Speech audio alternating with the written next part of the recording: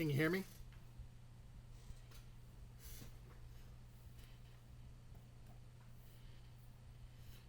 You guys hear me? Excellent. So welcome to September 1st Reactor stream. My name is Chris with ClickTeam. Per request of our Reactant users, we went ahead and set up some in-app purchases demonstration that we'll work on today. Luckily, I just finished an app on my own for the Josh Fowler Cancer Foundation, where we made him a game. We can take a look at the game real quick. Well, we got an Android version. Let me get out of here. This is the Google Play console for those of you that are not familiar. This is where you go ahead and set up your apps. And let's look at it. So here's the Android listing for it. It's just a basic freemium kind of style game. It has 4 different free games. This one's my favorite, Screw Your Neighbor. And then a couple tools. And in it is in-app purchases. The in-app purchases are used to buy more coins or chips for your pot so that you can compete and continue to play. So how do we do in-app purchases? That's a great question. I'll have you know that the code I'm going to show you should be 100% working. I went through it with Fernando for 4 weeks off and on trying to get Android and iOS to work 100% smooth. So I think I have some foolproof code to show you. And let's go ahead and take a look. Let me get the right mouse here. So, of course, we offer 2 in-app purchase methods for mobile. We have the Android and the iOS. I'm going to show you the same in-app purchases in both. So that should be pretty easy. I can tell you that Android is a little more complex than iOS, and we'll get into why. So maybe because of that, let's look at iOS first. All right. Now, iOS is super simple. I kind of like that about that. What we have here in our interface, let me try to resize this so we can see it better. We don't need layers. You've got your buy buttons. You've got some strings here. I'm using strings. If you have something that you're writing your own text blighter or font-based in a bitmap, you're going to need to be prepared to do different languages because a lot of mobile apps don't really have major success unless, of course, they can hit multiple languages. Or now the term's escaping me. Well, anyways, German, French, English, Spanish, Chinese, Japanese, any of the major languages you try to get done in your app have a better chance of getting featured. So I'm using strings for that. And you'll see why in a minute. And then over here, because these are all consumable purchases, I have my total chips or cash. And then up here you can see a description string. And you'll see swap value. We'll get to that in a minute. I have some local value storage that is storing chip amount, product ID, SKU, and product name. I'm using a string parser. I'm storing my data in this particular example with INI. And then you got to have the iOS store object in your application. So those are the basic components of what's going on as far as objects. And of course, you won't have yours look exactly like this. You can format it however you want. But the meat of this is in the event editor. So let's get in the event editor. So when I publish this to the Reactor forums, I will have added some comments for iOS. There's not a whole lot in there now. But we're talking 22 events with comments. I want to use the event list editor view, and we'll go through it one at a time. Now, the first thing you have to do with the iOS in-app object is you have to request the information for the item or SKU. So in the portal for iOS, which is iTunes Connect, you have to set up your in-app purchases items so that when you communicate with the system, they'll know exactly what you're talking about. And that's where this will come in. You'll have to have a SKU or product name.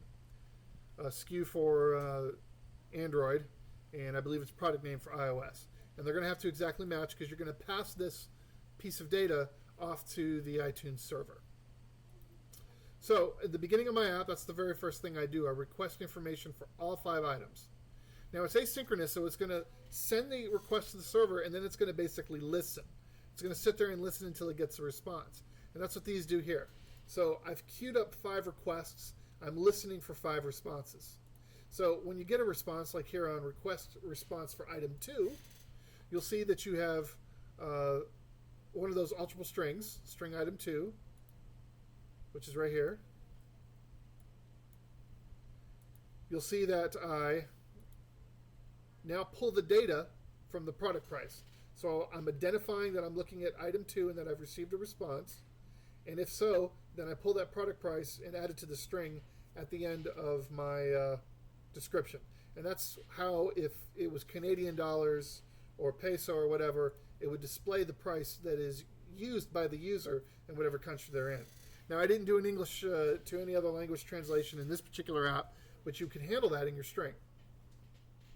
So, and then in addition to that, it actually stores the information, the requested information, inside the iOS app object.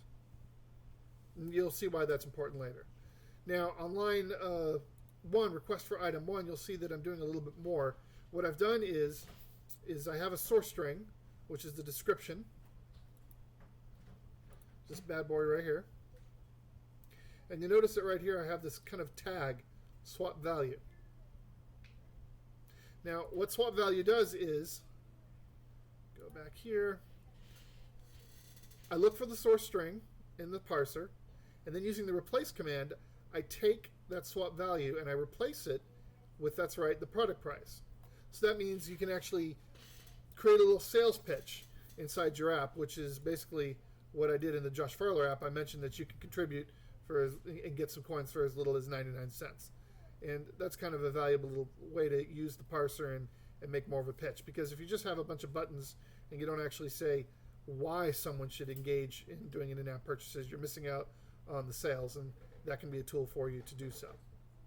So we go a little further down. Now, once a requests have been storing the information and I have an internet connection, the object will allow me to, can payments be made? So that's a test. The test is, do I have the information, and am I connected to the internet, and can I connect to the iTunes store? If all those pop true, then I believe this line pops true. So if I click on the buy button for number 1, and if payments can be made, I then set my local value storage to these following bits of information. I have a product ID. I have a chip amount, which is 500. I set the product to 500 chips, which is a description. And then there's that SKU again. Or in the case of Apple, they call it a product name. You'll see that this code is pretty much identical to what we have for the Android, which means you could do both of these in one frame if you wanted to. I broke them up into 2. So when you do this, we set that data, and then I request payment for the SKU that I've identified, which would be SKU item-1. So now it's going to shoot that request off to Apple, passing item-1, and providing you can connect, it'll then pop up the buy dialog that you do whenever you are buying your in-app purchases for Cross Heroes or whatever. And of course, we do that, repeat that process for all 5 buttons. So then we have payment success. So if you noticed, we listed the SKU here by setting it. And so I can have one event to do my payment success or payment fails.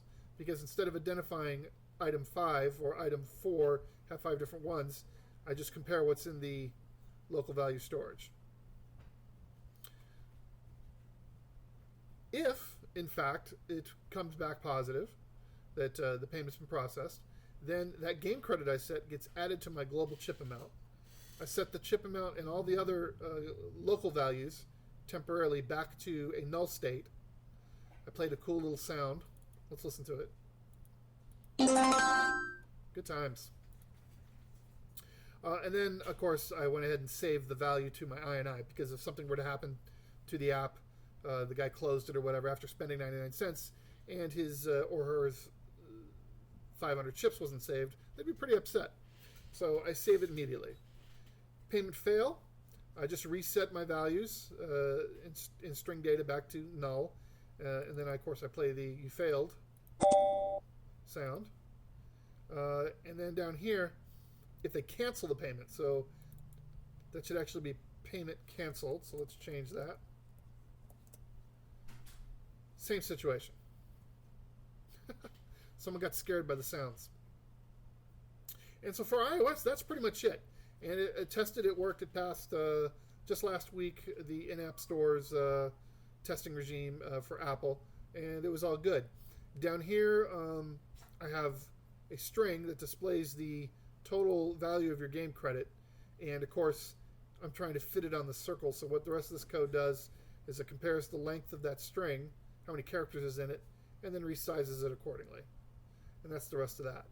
So that's basically how the iOS in-app store works, and you'll find that the Android store works very similar, but not a whole lot different. So let's go ahead and take a look at that. So yeah, it's a bit more lines. It's about 23 more lines. Let's take a look and see what we got. So one thing you have to do differently with Android that I noticed, that I learned really, is you have to basically request your SKUs and your products from the system. So what we did is I created two list objects that you see here in the front, the inventory object, list object, and the purchased list object. So we got inventory and purchased. So what we do is, oh, and that's another important thing. We have here called the developer payload string, which you get a unique token and you set it right there. So it's set the alternate string to create a token dash and then create unique token. That's important. You're pulling that unique token from the store, and it's also based on the other little bit that I forgot to mention. So it passes that unique ID, and it also passes, which isn't in this particular build because I had to remove it, but when you set up your in-app purchases inside of Google, they give you a public key. I'd like to show it to you, but it's a customer's public key, so I can't. But you put that in there, and then that helps identify which app is connecting and which user. So that's what we do on line 6 there. We create that unique token. So we then ping with the unique key for the inventory, and if the inventory is ready, then we loop through SKUs and loop through products based on how many times the object tells me we have to fill in the blanks. So let's look at the loops. Start loop SKU. We got that right here. We add a product ID to the list object. And then, of course, the same thing happens with products. We add products to the list object. So you have all your SKUs and all the products that you've bought there. Technically, if I'm understanding it correctly, it's been a while since I looked at it, you shouldn't have any products because you should consume them, which is another thing you have to do with Android versus iOS. You have to manually consume the SKUs. So if I buy item 1 and I store it, I'm not able to buy another item until I physically consume it. So, and that's what these events down here do, this fast loop for consume inventory. Now, where do we consume inventory? Let's take a look. Using the cool search function.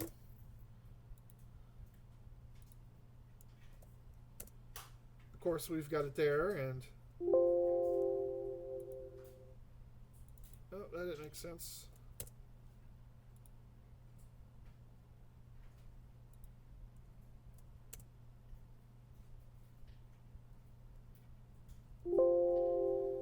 Huh. Let me try it searching here.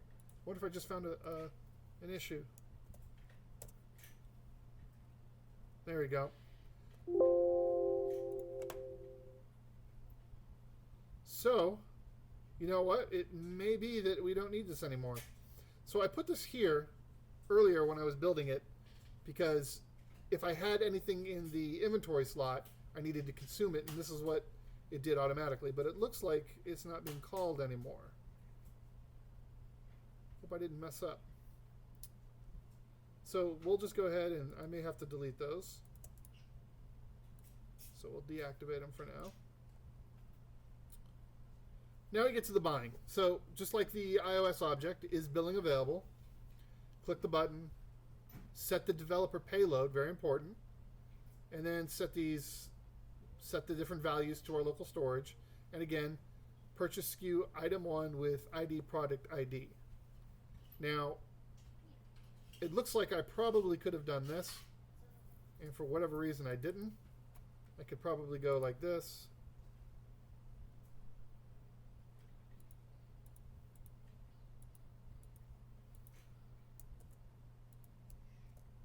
Looks like I hardwired it for some reason. So let's go ahead and fix that.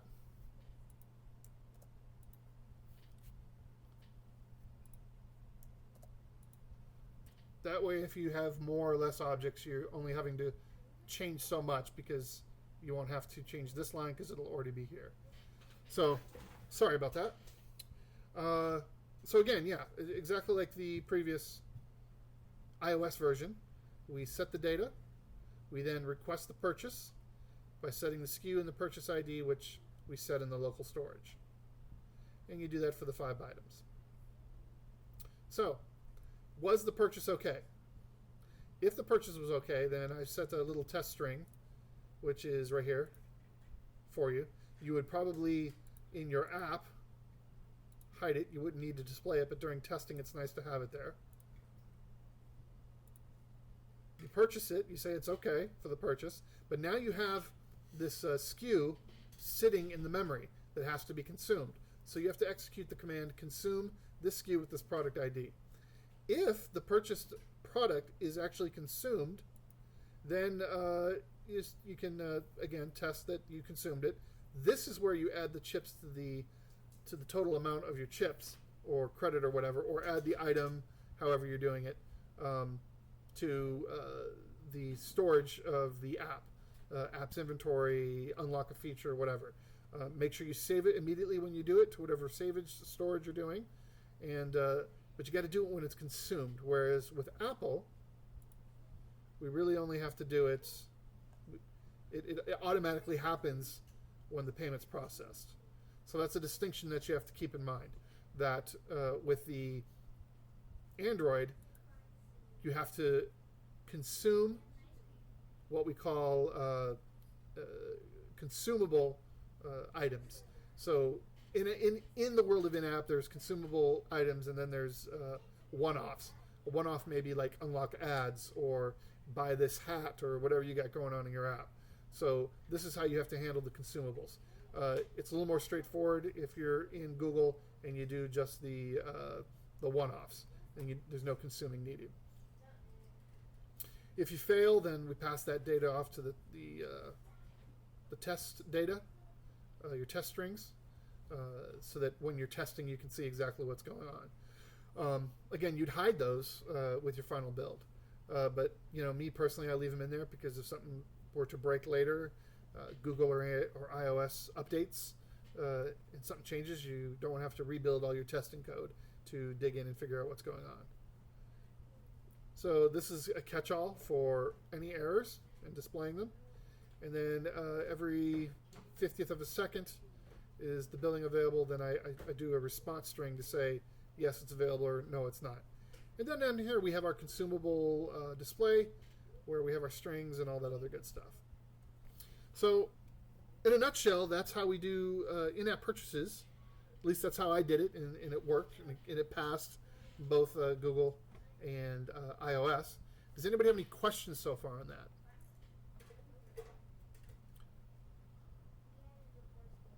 I believe more directly, Null, do you have any questions? Because you seem to be the only one watching right now.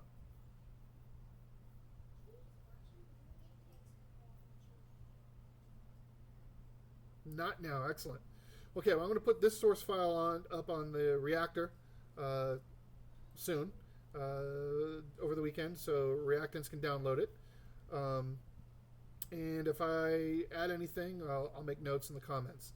But it's funny because Fernando said it's not really that hard, and I was tearing my hair out trying to figure it out. And it's probably a lot like how Fusion works. We expect it to be more complex than it is. We write it to be more complex, and it turns out that it's not. And the simplest solutions usually work the best. So with that being said, maybe we can, since we don't have any questions, Null, would you like to watch me play a little of Fading Suns Noble Armada, a game I've been working on all week?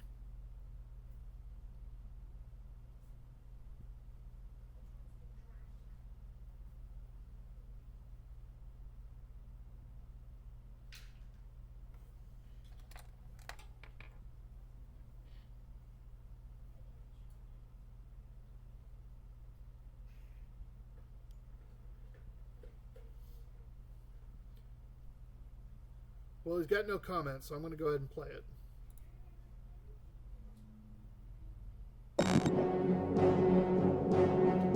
This is a strategy game I've been working on for a while. Baby Fusion. I have been spending probably 12 hours a day, last couple weeks, getting it done. Really close. And let's go to play.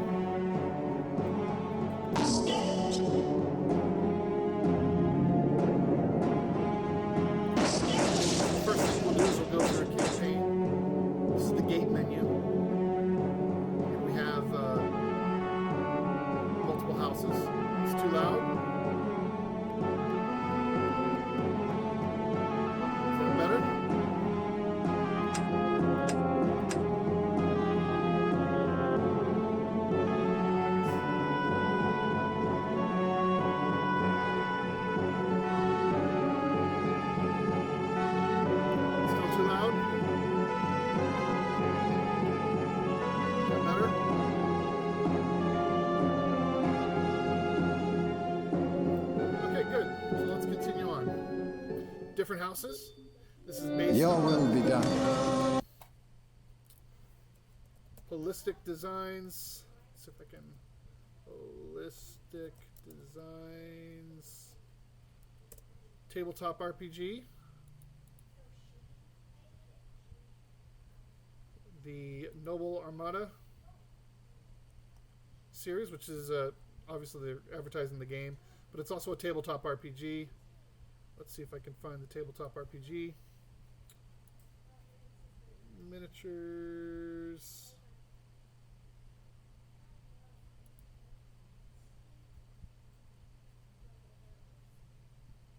But anyways, so it's their IP. They also did a game in the early 90s called Empire of the Fading Suns.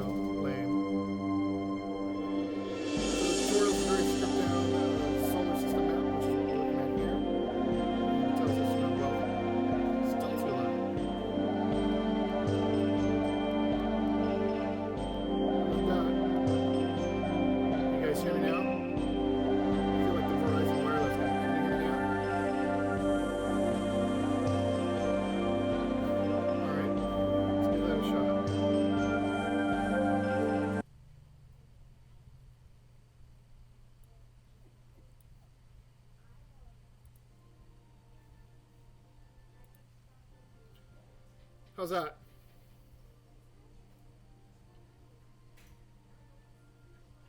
Better?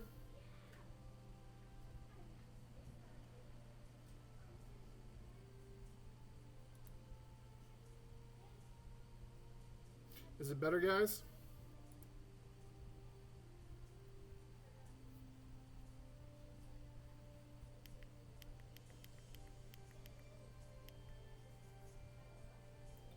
Can you hear it now?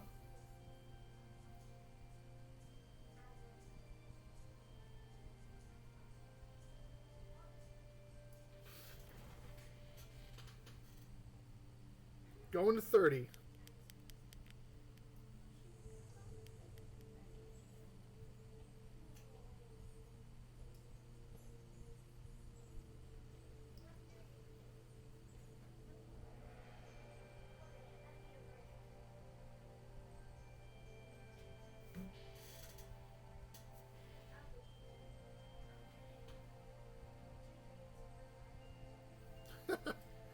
Good old OBS.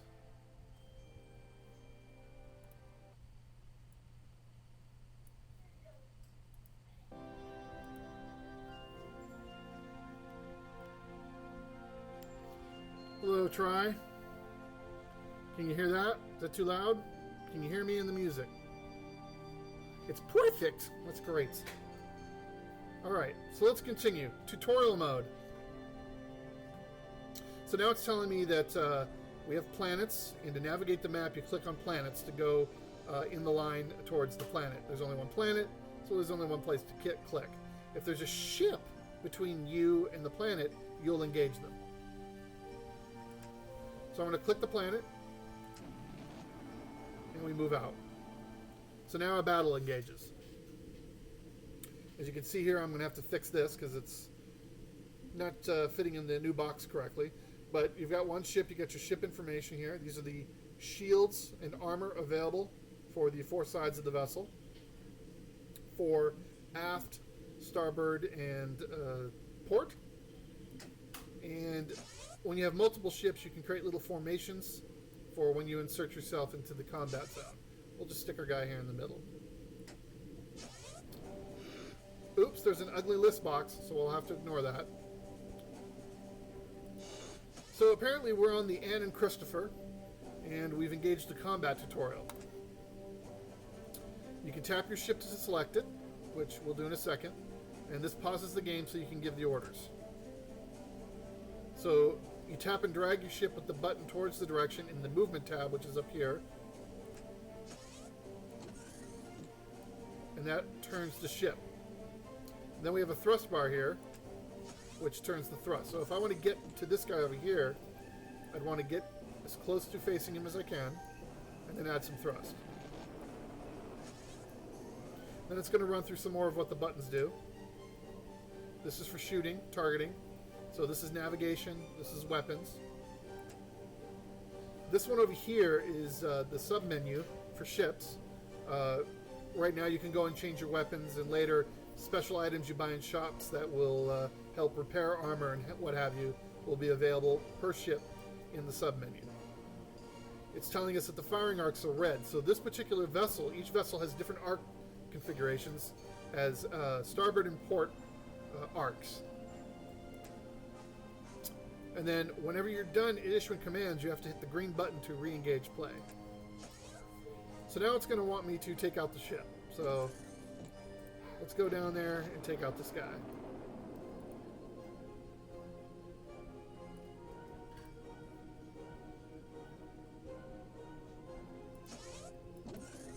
So I've angled my ship, or what they call in naval combat, make the T, to bring my guns to bear. Now I'm not quite perfectly aligned, so I'm going to thrust up a bit. And now I've got them on good range. So you selected a ship, and then the cannons fire. Now we're not getting any damage right now because we're also going to do the boarding. So again, tells you that you can get ship information. And then it's talking about the grappling hook. So when you see the grappling hook and you click it, you'll launch a tow cable, and then you can send your Marines to board the ship. Let's do that. So we go here. Oh, I might not be in range. I should be. There we go. So there's the hook. Click on it. We deploy the tow cable. Then I can deploy or abort. We're going to deploy the Marines. Here they go, flying off the ship and boarding the enemy. And now we're here in the boarding mini game. So as you can see, we've got a kind of a map of the ship. And you've got these red tiles from House Hawkwood. These represent platoons of Marines. And then you have here the bridge. I need to do a better job of making the bridge more defined. It's kind of glowing green and white, but it's hard to see. The green and yellow points are where my Marines are going to board the vessel. And this is what it explains as we go. So it wants me to board the vessel now. So I've selected a Marine, and now I can move him one movement either down or up.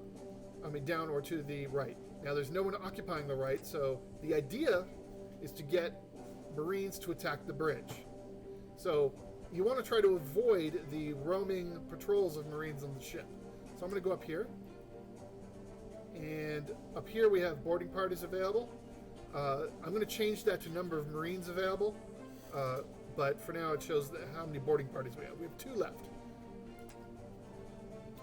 When I finish my moves, I can click the end turn. And then you saw that the enemy Marines are to maneuver themselves into position. Again, I got to get Marines to wipe out the guys on the bridge. So let's see if we can do that.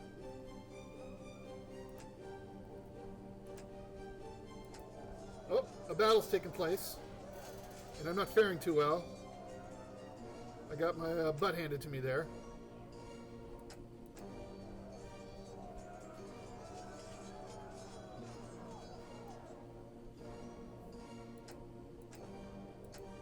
Let's go ahead and see if we can survive.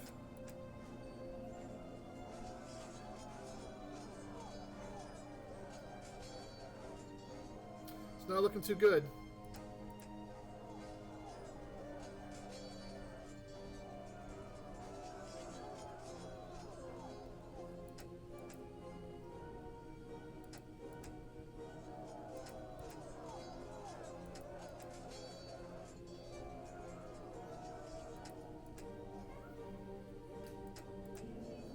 So now all I have is the remaining troops and the bridge to take out.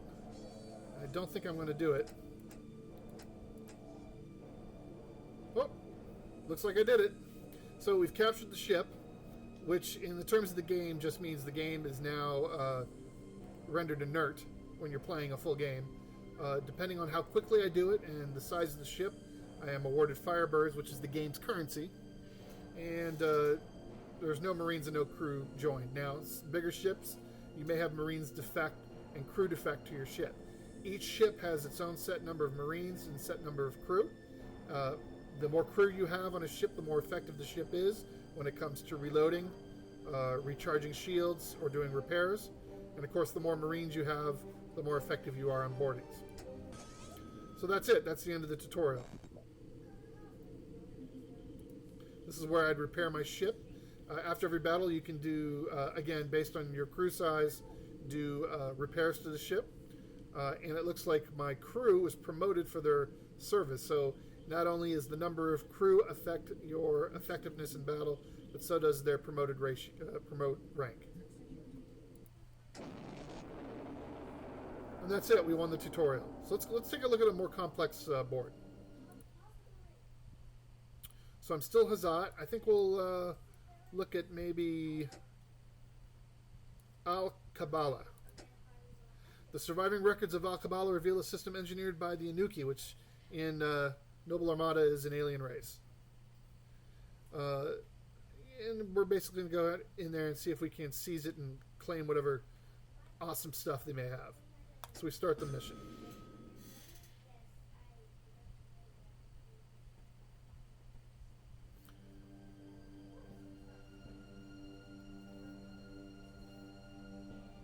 All right. So now you can see I have more ships and more types of ships. And now we've got more planets that we can deal with. So I think we're going to go up towards this planet.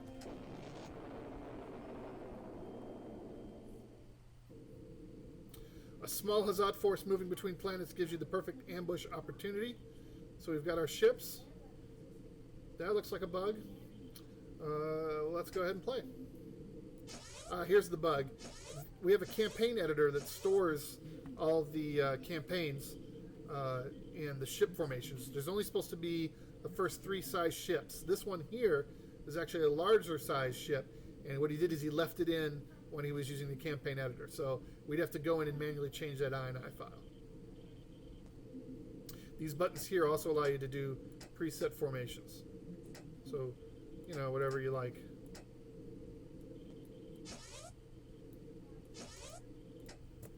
So now we're in battle, and it looks like we're pretty much right on top of them. We've got the Cobra, the Acanthus, I don't know, Advantasia, and the Arethusa. On this particular board, The idea is to board this ship here, the one that's marked target. I have to successfully board and capture that ship. I can destroy the other ones. If I fail to capture it, or if I destroy it, you lose the level. So let's get up there and see what we can do. I want to send my 2 big vessels up. They need a little more speed. Now you'll notice that we've got a grayed out spot here. That means I've used 1 fuel. I can thrust as many as I want until it reaches here, at which point you have to wait for fuel to reload. This guy I'm going to reposition, and then broadside our friend here. And he's out of the game.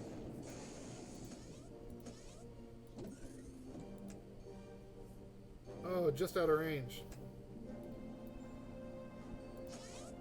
Let's slow the Cobra down.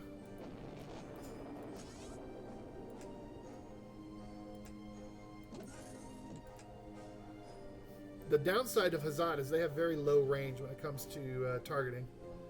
So, could let it play out a little bit more.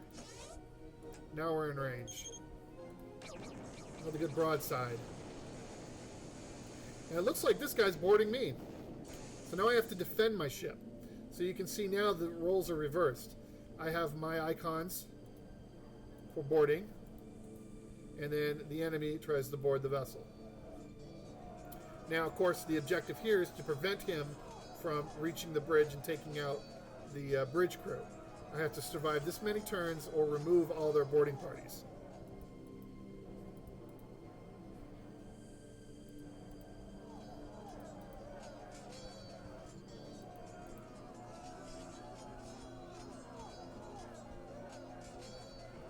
That one guy held on for a long time, didn't he? Let's retreat these guys back.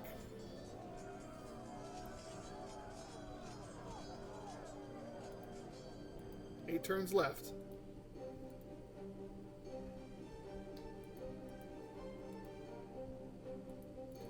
Six turns left. 5 turns left. We just might pull this off. But we're going to be short on Marines.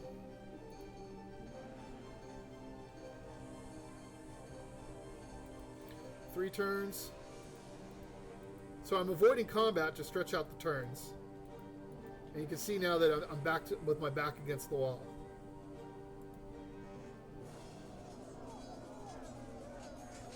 Hopefully we make it. And we've lost one team. And another team. And we successfully repelled the enemy. Woo! That was close. Now the downside to that is if we take a look at this ship now. Oh, another bug.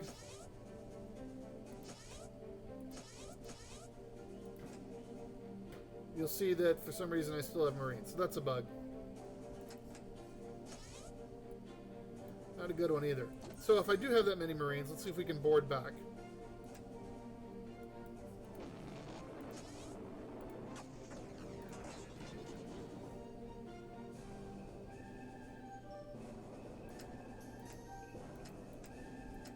Alright, let's take these guys out.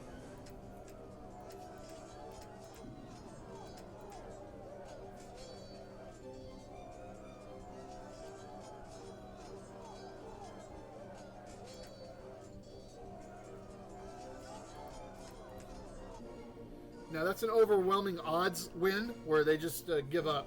And you can see that actually I got 3 Marines to join the crew. So now all I have to do is mop up the other ship. He's right here.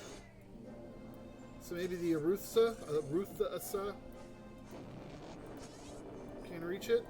But for some reason his engines are not working. So we'll move the Cobra into position.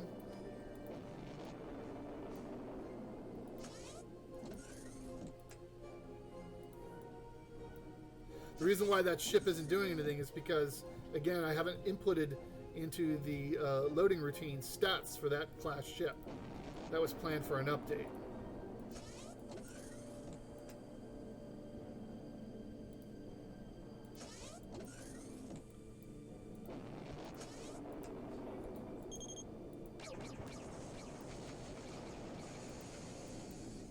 traveling too fast. Gosh darn it.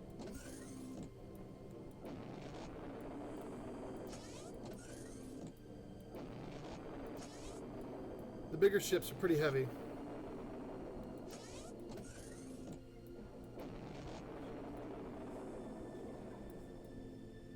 And now he has to wait till he refuels. I can't do any more maneuvering with him. So we let him drift. So we'll grab the Anchithus. And maybe he can get down there and take this front out. Yes, Ilker Eisen did do the artwork for this game. He spent almost 2 years on it. And it shows. It's really slick looking artwork. As usual, he's a master.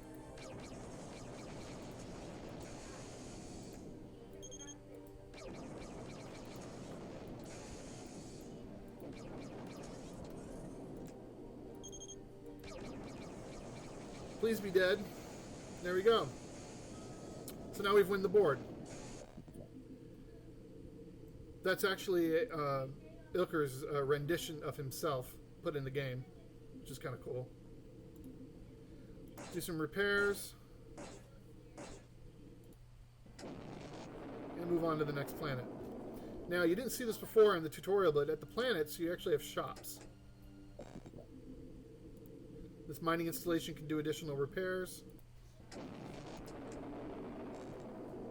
The smuggling den allows me to buy weapons. So let's go ahead and buy a laser, a cannon, and a blaster.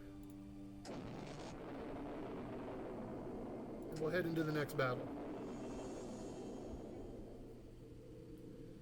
So, the little ships are maneuverable, so I usually like to put my special weapons on them. So what I'm going to do here is I'm going to give him the Mason cannon up front, 2 lasers on the side. Happy hunting. We got a guy over here who's kind of on his own, so let's make him regret that.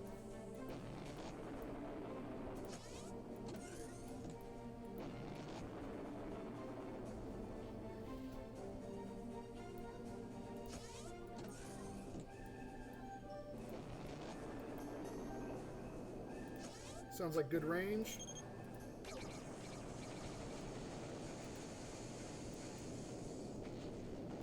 And he's done.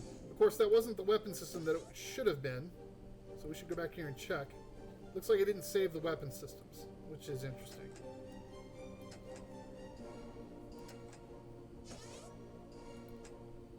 Now it's saved. Very interesting. Bugs, bugs, bugs, like I said.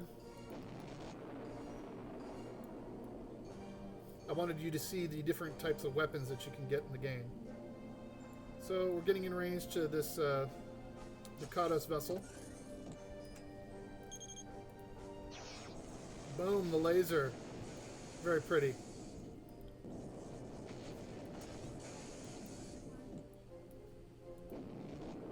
Then we'll use the rock to stop. Oh, he's trying to board me, but he missed. That worked out for us.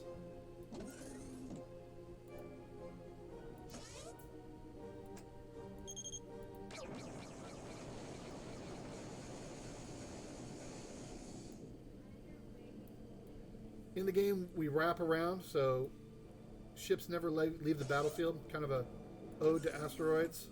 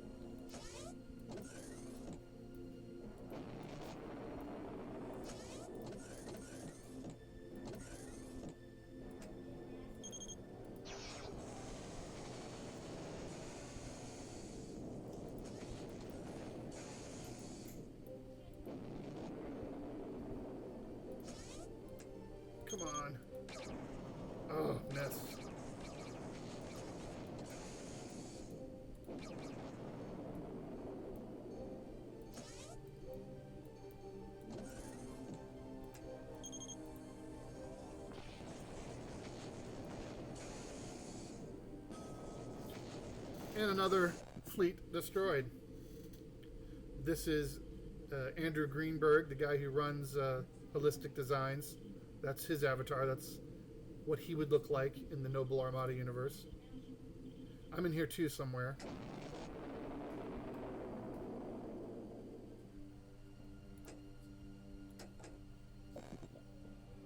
So a listening post tells me how many enemy ships are still out there.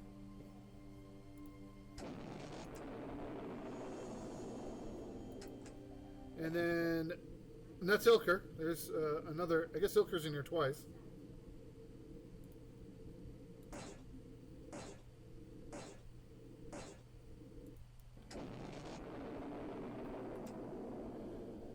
Alright, well, let's take on the Lahan.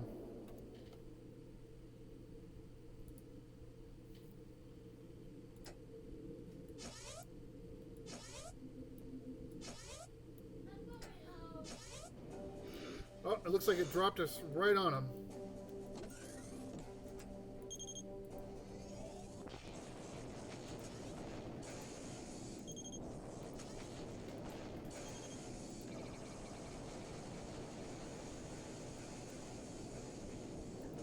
Another thing I gotta fix. I don't like that.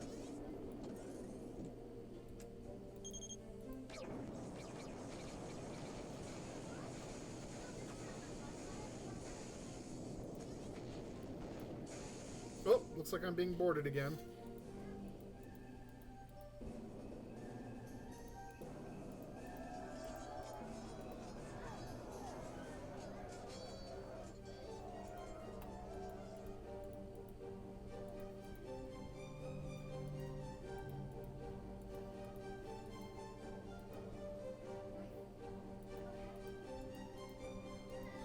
Make her stand here.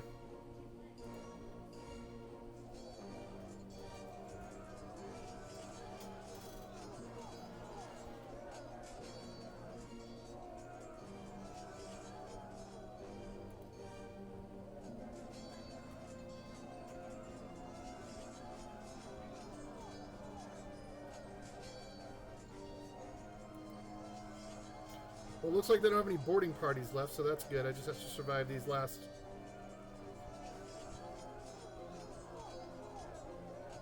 And there we go. Enemy repelled. And now they're going to pay for it. Oh, he's not in range. Never in range.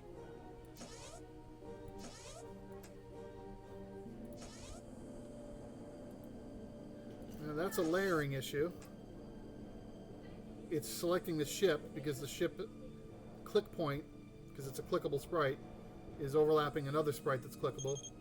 But I found a spot there. I'll have to figure out how to fix that.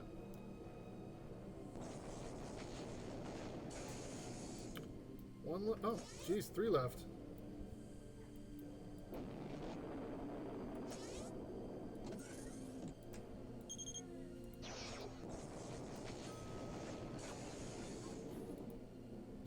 So that's how that works. And then we have a skirmish mode that I'm pretty proud of, where you can have these 3 different game modes. Onslaught is never-ending ships. Destroy all ships. You have to destroy the 4 that you set. Seize the station. There'll be a space station in the middle of the board that you have to seize using a boarding action. You can set your space debris. The randomize button changes the configuration of everything. Makes for some interesting choices.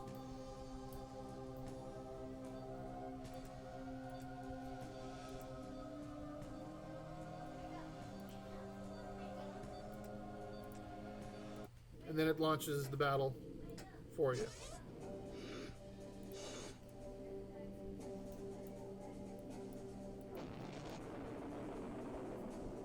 So that's Noble Armada in a shell. Hope to be done with it soon. It's going to be on Steam, iOS, Android,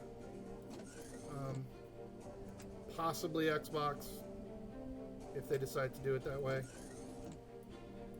Though it looks like Xbox has regulated the UWP exporter that they had to have us make to not on the same level. Creators Club or something.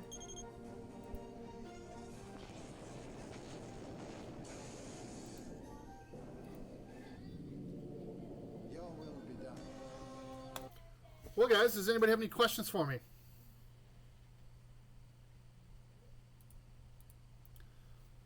Hello, Funky Cold Medina. Thanks for watching.